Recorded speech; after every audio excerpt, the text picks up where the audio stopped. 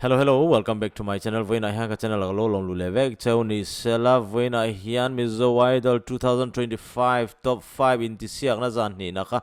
ti in om to a su chuan rin kan ron rek le dona tu dang ma ni lovin voin hian ka tran em le ka idol Miss Vanlalneihpuii la kan ron rek don ni ka channel hi in lo subscribe lo ni chor khong in lo subscribe la tin notification bell po khalo on la video kanon da piang te lo muthin don ya ti kha karon soi du le ni video han lut phot tyang le eng la nge aron sadon kalangai thalawani o karon lut top hetiang hen ga live top thin ke chu atu at aranga record khom lo ben mo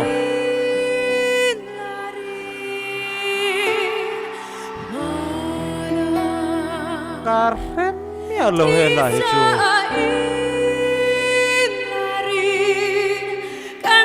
tu sakne ni ko hello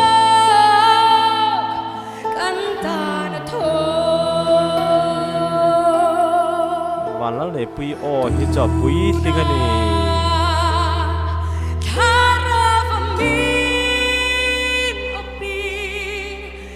expression zong ne amoi thei thi na sino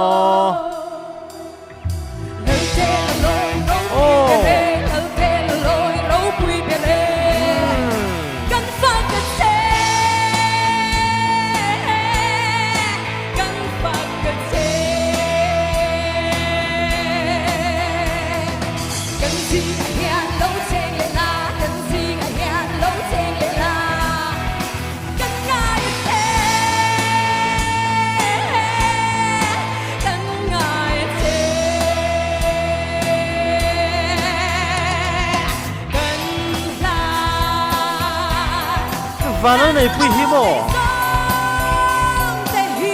nga eng zenra po ni se asathiam vek karin tunaron sa po hi arok lampang deu anya chuta po chuan asathiam ve tho zoi deu lungleng tak deu la poron sa se thiam ve tho all rounder ni top mai ni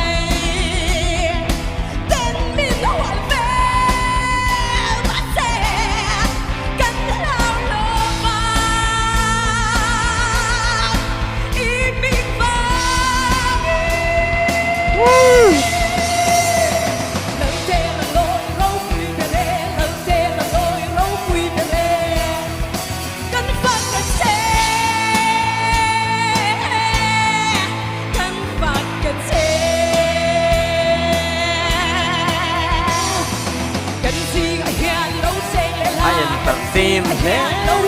Zanhnina sai chu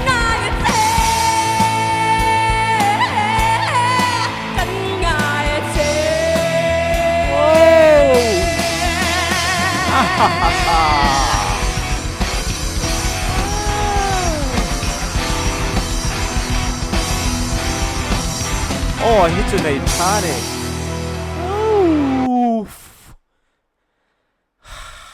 soi tur om lo ka soi ta ang khan Vanlalneihpuii hi chuan mo eng la po ron sa che athiam vek la hian zenra dang kan nei ta pop poni se country poni se rock poni se classical poni se eng ang poni se ron sa hian athiam vekin ka o hi that tak ani o hi pui hlingina o hi a nget zai thei lo hla hi anei lovin kar hello a zai thei vek eng hla po hi ni athiam na ber chu pakhat na hling thei ngai turin ka du sakna ron hlan che Vanlalneihpuii ka idol ni bok he khati zong khani se kalome